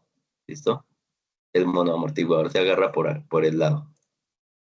¿Listo? Archivo guardar. Mono lateral.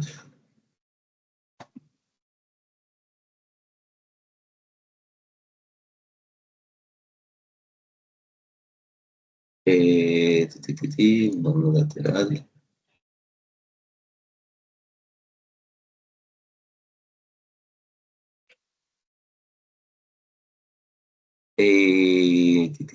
¿Dónde está la otra? Monoshock.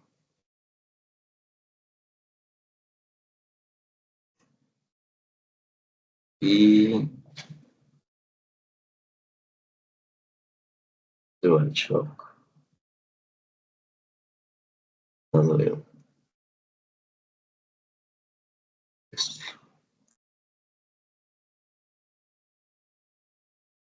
Listo, estos serían los sistemas de suspensión de motocicletas. ¿Listo? Según eso, pues entonces, identificando los componentes de la suspensión, identificando el tipo de suspensión y las características, revisamos 4 efectos. Mal estado de las fijaciones al chasis de los elementos de la suspensión. Entonces, imagínense que me encuentro con esta suspensión monoamortiguador o con la suspensión monoshock o con cualquier suspensión. ¿Listo? Por ejemplo, esta DualShock. Esta de acá es una fijación entre el conjunto amortiguador espiral y la tijera. Ambos son componentes de la suspensión. No es una fijación al chasis de los elementos de la suspensión. Pero esta de acá sí sería una fijación al chasis de los elementos de la suspensión. ¿Listo? Entonces, este efecto mal esta fijación al chasis de los elementos de la suspensión. Entonces, yo tengo que haber identificado el chasis y haber identificado los elementos de la suspensión y evaluar esa fijación entre chasis y suspensión, o entre suspensión y chasis. ¿Listo? Sin embargo, si está en mal estado este buje o ese pasador que une el conjunto amortiguador espiral con la tijera, no significa que no se revise, se revisaría por el siguiente defecto. Elementos de la suspensión en mal estado, amortiguadores, rodamientos, bujes de amortiguadores, bujes de tijeras, pasadores, deformados con juegos excesivos o con corrosión. ¿Listo? Entonces se tiende ahora a revisar. Vean que en este defecto casi que se incluye todo, se podría determinar todo. Si hay algún elemento en la suspensión en mal estado y me nombra casi que todos, amortiguadores, rodamientos, bujes de tijeras, pasadores, y algo que esté deformado con juegos excesivos o con corrosión. ¿Listo? Ahí me está nombrando casi que todos los componentes del sistema. ¿Listo? Finalmente, inexistencia de alguno de los amortiguadores, ¿cierto?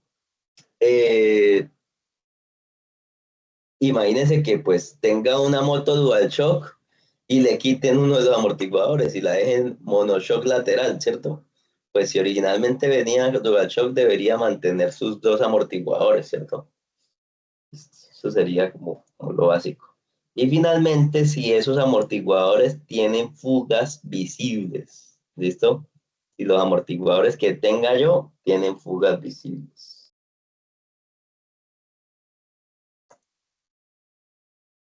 Listo. Eso por el lado de suspensión. Dirección, un único defecto.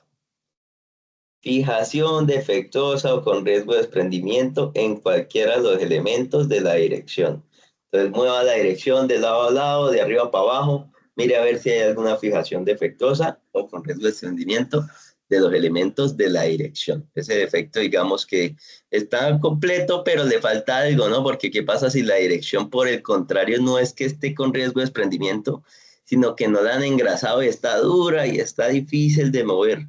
Pues eso sería una condición de pronto insegura de manejo de una motocicleta, pero la norma solamente me contempla que la fijación esté mala, no que la dirección no cumpla completamente o correctamente su función, ¿listo? Eh, entonces, bueno, vamos acá al resumen. Y en suspensión tenemos 4 tipos, no, 3 tipo A y un tipo B, ¿no? 4 efectos, pero son 3 y 1, sí, 3 tipo A y un tipo B. Y en dirección tenemos un tipo A. Listo. Pasamos ahora a rines y llantas. Dice, falta alguna de las tuercas en cualquiera de las ruedas de la motocicleta. Entonces, primero, revise las tuercas. Si hay elementos que tapan las tuercas y no le permiten a usted revisar si tiene o no tiene tuerca, pues esa moto pues no se puede revisar correctamente un defecto sensorial. Por eso los sliders piden pues retirarlos para poder evidenciar esa presencia de las tuercas de la motocicleta. ¿Listo? Ahora, deformaciones en cualquiera de los rines. Acá no me dice excesivas. En la de carros sí me decía deformaciones excesivas. Acá en motos solamente que tenga una mínima deformación es defecto. En cambio en carros tenía que ser excesiva. Entonces usted tiene que definir qué es una deformación excesiva para un carro. En motos cualquier deformación le va a dar rechazo si es una deformación en los rines. Fisura en cualquiera de los rines. Listo. Veo algún rin fisurado y si el rin es de radios o de aspas, no me importa. Lo que tengo es que revisar es fisura, ¿cierto? Pero ahora, si el rin de radios, y le falta uno de los radios, pues usted de pronto podrá determinar eso que sea una condición incorrecta o insegura, ¿cierto? Si no un radio, vamos a ver si aparece. No, no creo. Bueno, o que esté, bueno, acá hay otra, ¿no? Que estén deformados algún radio o que no tenga un radio, ¿cierto?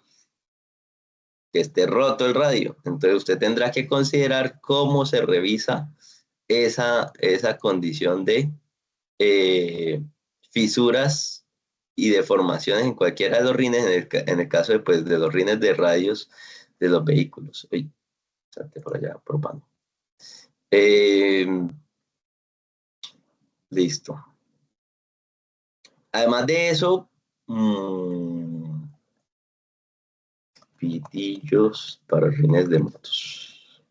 ¿Qué pasa si la motocicleta se presenta con estos elementos que cubren los radios de la moto? Puede ser que uno de los radios esté partido y yo no esté pudiendo evidenciar esa ruptura de ese radio, ¿cierto? Puede ser que un radio esté deformado y no lo puedo evidenciar, ¿cierto? Entonces, en algunos casos, pues se contempla que en algunos EDAs que no tengan estos elementos que cubren los radios para poder hacer la inspección de la motocicleta correctamente y poder evidenciar el estado de los radios correctamente. ¿Listo? Bien. Despegue o rotura de las bandas laterales de una o más llanta. Entonces, si las 4 partes de la llanta. Entonces, partes del neumático. Entonces,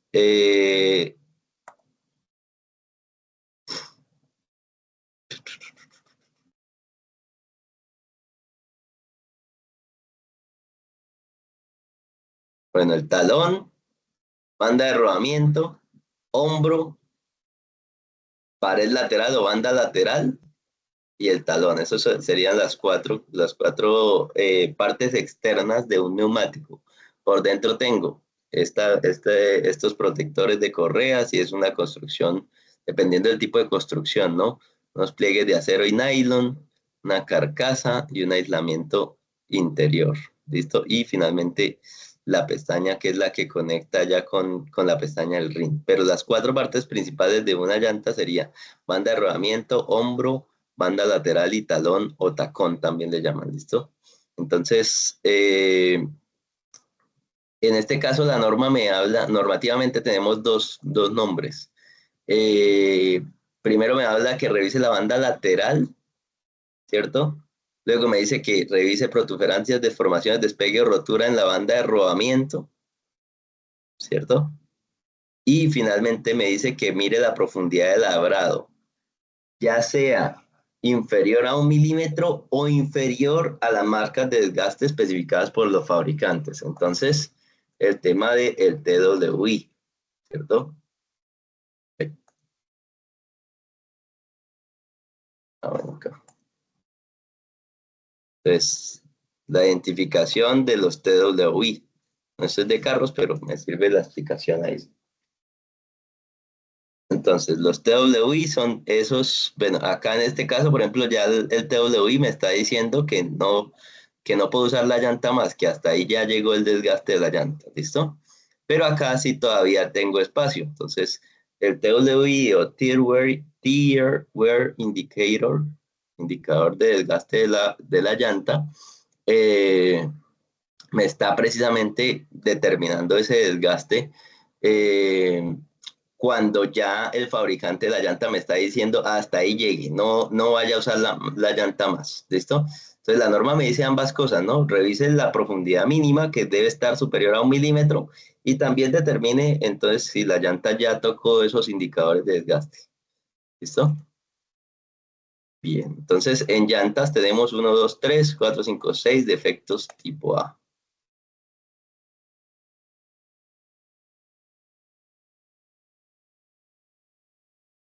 ¿Listo? Soporte de estacionamiento. Tenemos el problema que ya habíamos hablado, ¿no? ¿Qué pasa con el soporte de estacionamiento? La norma me dice la inexistencia o el mal funcionamiento del espacio, los soportes de estacionamiento, que es un defecto tipo B, pero de todas maneras hay que revisarlo. Entonces, ¿cómo se considera esa inexistencia o mal funcionamiento del o los soportes de estacionamiento? Entonces, ¿cómo considero primero la gramática del defecto? Si es que se les fue la L o es que les faltó el slash, ¿cierto? En la norma. Ah, bueno, no, que se les fue la L. Ah, bueno, entonces sería de los. Y entonces consideran que son varios que tienen que tener los dos. O más bien, varios que tienen que estar en mal funcionamiento o en inexistencia. O por otro lado, si lo que le falta es el slash, entonces del slash los. Entonces, con tal que esté en mal funcionamiento uno o en inexistencia uno, pues sería defecto. Y ahora la otra condición es que si es original o no es original de la moto, entonces si usted considera originalidad o no la considera dentro de su procedimiento para hacer la inspección de la motocicleta, ¿listo? No funcionamiento o, perdón, inexistencia o mal funcionamiento de los soportes de estacionamiento. ¿Listo? Entonces, un solo defecto tipo A para soportes de estacionamiento. Y terminamos con motor y caja, que me dice pérdidas de aceite sin goteo continuo, pérdidas de aceite con goteo continuo, mal estado del cableado eléctrico, defina que revisa y vea y observe que este defecto está dentro del numeral de motor y caja. Entonces, si es cableado eléctrico de pronto de la farola, pues ese no es un cableado del motor y caja. Entonces, algunos se dirán el cableado eléctrico de otros componentes que no sean, que no estén en el motor y caja o que no influyan dentro del motor y caja, no los reviso. Y otro se dirá, no, mal estado el cableado eléctrico de todo, cualquier cable que esté malo, ¿cierto? Pero pues dependiendo, acá lo que me está casi que diciendo la norma, que es en el motor y caja que reviso el estado del cableado eléctrico. Y finalmente, cuando el sistema de refrigeración lo contemple, por ejemplo, sistemas de refrigeración mixtos, por refrigerante solo o por aceite, puedan tener esa condición de que tengan una fuga en el sistema de refrigeración cuando aplique esa revisión. Entonces, hay 5 sistemas de refrigeración en motocicletas, bueno, en general en los vehículos. Sería sistemas de refrigeración por aire, o sea, como una moto normal. ¿Listo? Entonces, motor de una Boxer 100.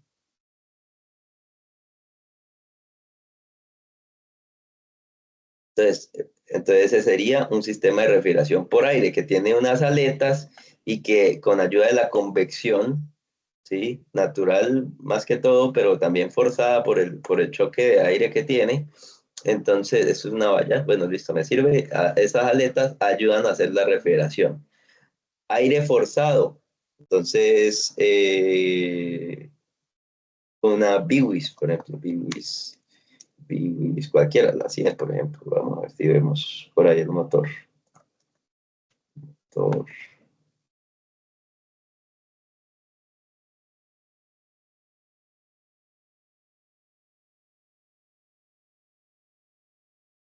Pues no se ve lo que quiero ver. Bueno, acá esta aspa es la de refrigeración de aire forzado de la moto, pero no estoy apreciando este ventiladorcito. Entonces voy a poner la Wi-Fi.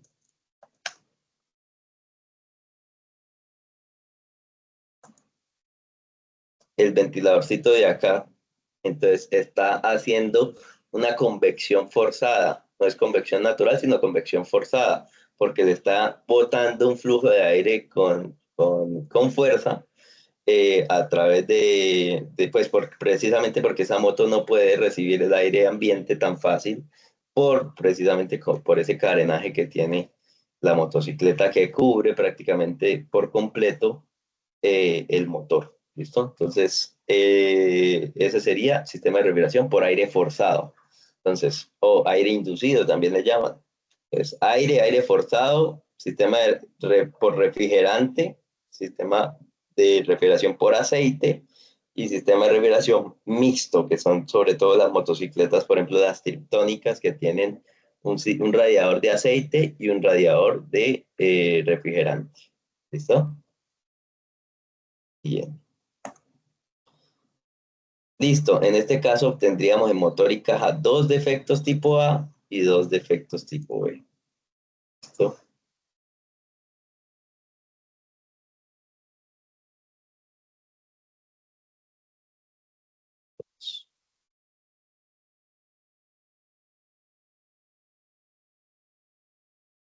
Y dos tipo A. Espérame un segundo, por favor. Ah, ya. Listo. Listo, muchachos. Entonces tendríamos en general 5, 7, 8, 9, 10, 14, 16, 17, 20, 21, 24, 26, 29, 30, 36, eh, 40 defectos. Ay, perdón, 40 no, 38. Voy a volver a sumar 7, 8, 9, 10, 14 y 2, 16 y 1, 17 y 3, 20, 21, 24, 25, 26, 29, 30, 36, 37 y 2,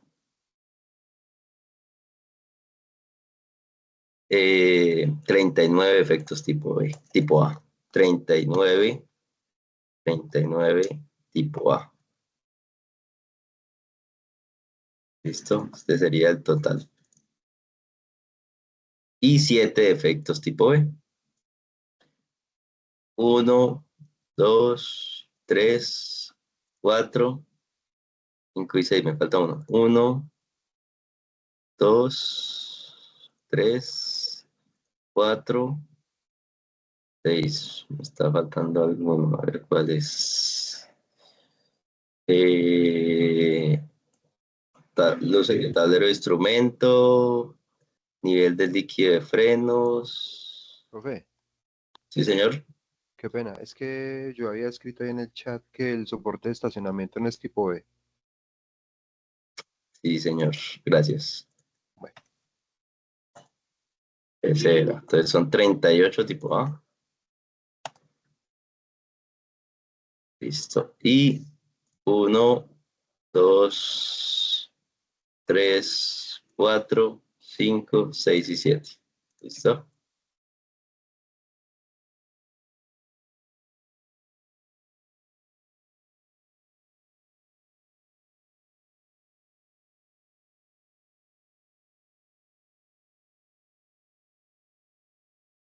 Pero vamos a contar de nuevo: 5, 7, 8, 9, 10, 14, 15, 16, 16, 17, 20, 21, 21, 26, 7, 30, 31, 36, 39. Sí, listo. De estos tipo A son mecanizados. Tengo el de luces, los de luces, 2, y el de frenos, mecanizado de frenos, 3, y el de emisiones contaminantes, 4. 4 mecanizados, 4A mecanizados.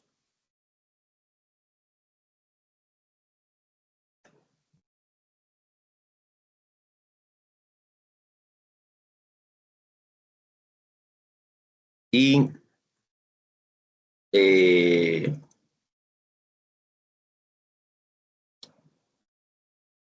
34A sensorial.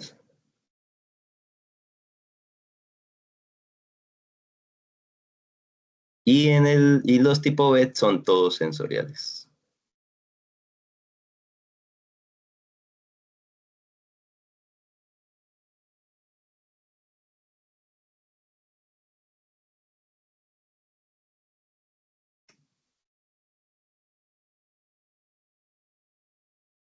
Listo. Listo, muchachos. Ese sería como el resumen eh, de la numeral 7 para motocicletas. ¿Listo? Bien. Listo, sí, Jaime. Habla de la suspensión articular normalmente viene para motos con freno de banda o tambor, o también para sistema de frenos de disco. No es relevante, o sea, no influye, mejor dicho. O sea, vemos que, por ejemplo, la Duolever o la Telelever de BM viene articulada y vienen con freno de disco, pero digamos que en este caso, esta suspensión articulada, de pronto si se refiere a esta que tiene una sola levita, pues sí es mucho más común en motos que tienen freno de tambor, pero digamos que no es una camisa de fuerza, no es que usted vaya a revisar el sistema de frenos y vea que sea de tambor y de una vez usted diga que sí o sí tiene suspensión articulada. Sí se ve más común, pero de este tipo. Pero hay otros tipos de suspensión articulada delantera que no necesariamente tienen que tener freno de disco. ¿Listo? Listo, muchachos. Listo, muchachos. Entonces vamos a dejar hasta acá esto, la clase de hoy. Mañana entonces continuamos con el tema ya de normativa de emisiones contaminantes. Y pues yo creo que tan pronto terminemos eso, habíamos dicho que es miércoles, pero no sé si de pronto vamos a extendernos hasta el jueves, porque pues solamente nos queda ese tema de emisiones contaminantes, ¿listo?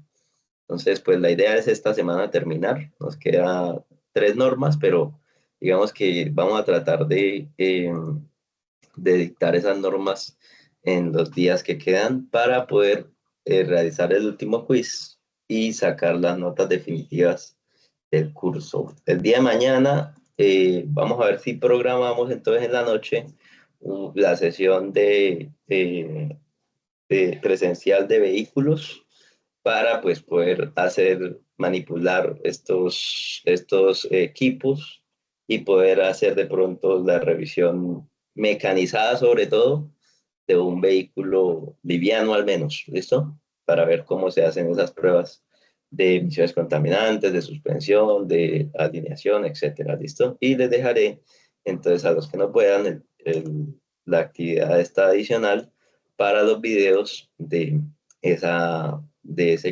inspección. ¿Listo? Listo, muchachos. Entonces, ya no siendo más, pues dejamos hasta acá. Listo, profe, gracias. Sí, ya estoy sacando sobre todo el tema de las asistencias. Lo que pasa es que pues como muchos, bueno, en algunos casos ingresaran con diferentes nombres, entonces está quedando un poquito complicado, pero yo creo que hoy ya les paso de pronto unas primeras, o sea, ahorita en la tarde les envío un pantallazo de cómo van las notas, ¿listo? Para que vayan mirando a ver qué pueden ir haciendo. Listo, Sí, muchachos, señor. vamos a dejar hasta acá y Gracias, profe. Pues muchas gracias. Profe, mañana siempre va a ser la clase presencial. sí, señor.